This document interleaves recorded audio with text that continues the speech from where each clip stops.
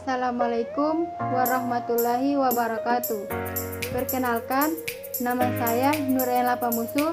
Saya mahasiswa Universitas Bina Mandiri Gorontalo, kelas A semester 2, prodi D3 Analis Kesehatan.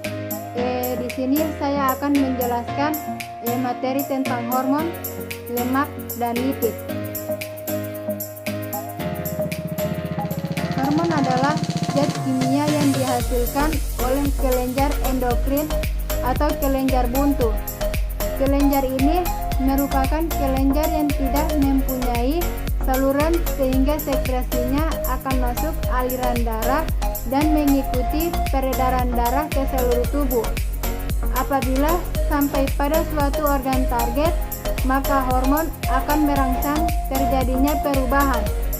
Pada umumnya, pengaruh hormon berbeda dengan saraf.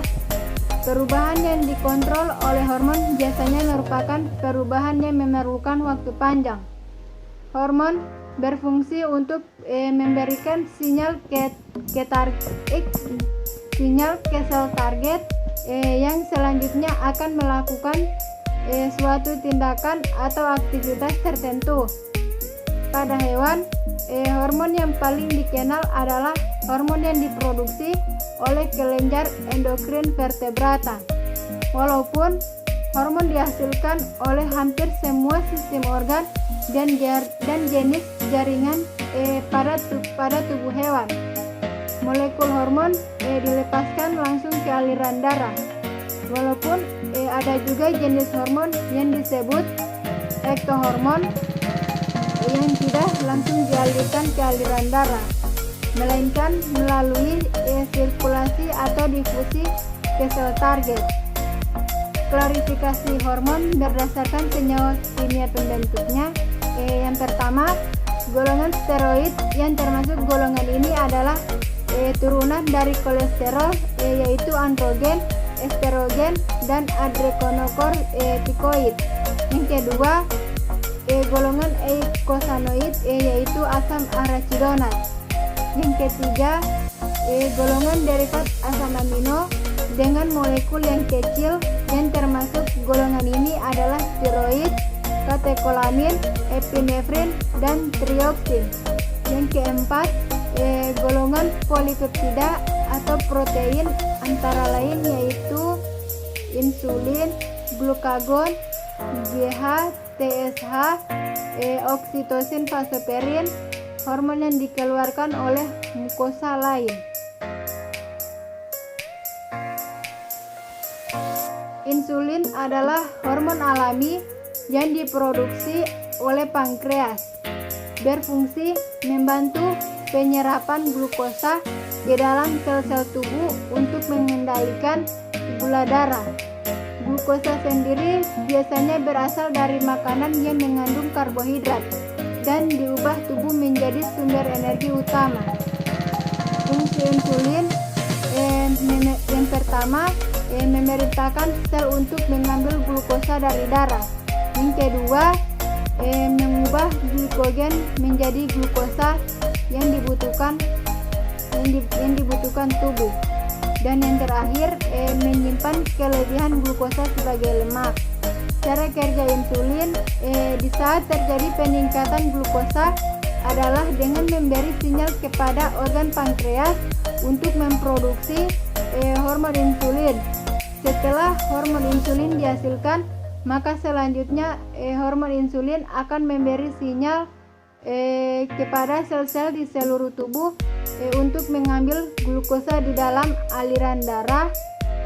Ketika glukosa sudah mulai diserap masuk ke dalam sel-sel darah, maka kadar glukosa tubuh menjadi menurun dan normal kembali. Lipid berasal dari kata lipos, bahasa Yunani yang berarti lemak. Secara definisi, lemak adalah senyawa organik yang terdapat di alam dan sukar laut dalam air, tetapi mudah larut dalam pelarut organik non-polar, misalnya karbohidrat dan ether. Struktur lipid terbagi menjadi dua, yaitu yang pertama berdasarkan struktur kimia. Lipid adalah ester gliserida yang jumlah atom lebih dari 10 yang terbentuk dari reaksi esterifikasi antara asam lemak dan gliserol. Selain itu, ester gliserida membentuk lemak dan minyak. Struktur asam lemak dan gliserol pada senyawa lipid adalah sebagai berikut.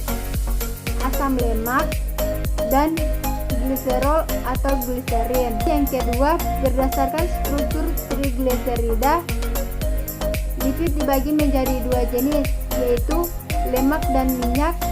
Lemak dan minyak tergolong senyawa trigliserida atau triasil gliserol, yang berarti senyawa memiliki 3 gliserol. 3 OH dari gliserol ini dapat diubah dengan sejenis sisa asam atau berbagai jenis sisa asam. Rumus struktur dari lemak atau minyak adalah sebagai berikut. Ada R1, R2, dan juga R3. Yang dimaksudkan adalah rantai hidrokarbon dengan jumlah atom karbon dari 3 sampai 23, tetapi paling umum dijumpai adalah 15 atau 17. Lemak yang terbentuk dari asam karboksilat sejenis disebut lemak sederhana. Enzim merupakan senyawa protein yang membantu proses metabolisme dalam tubuh. Dengan adanya enzim, metabolisme akan berlangsung dengan cepat karena menurunkan energi aktivitas yang diperlukan untuk berlangsungnya reaksi tersebut tanpa adanya enzim dalam tubuh. Reaksi metabolisme dalam tubuh akan berlangsung sangat lama. Struktur enzim terdiri dari 2 komponen, yakni bagian apoenzim dan bukan bagian dari protein gugus prostetik. Apoenzim tersusun atas protein dan mudah berubah tergantung faktor lingkungan, misalnya pH dan suhu. Sedangkan gugus prostetik adalah gugus yang tidak aktif. Zat ini terdiri dari unsur logam seperti besi, mangan, magnesium, atau natrium yang disebut cofaktor. Namun, gugus prostetik juga dapat berubah bahan organik dan bukan protein seperti vitamin B, itu koenzim.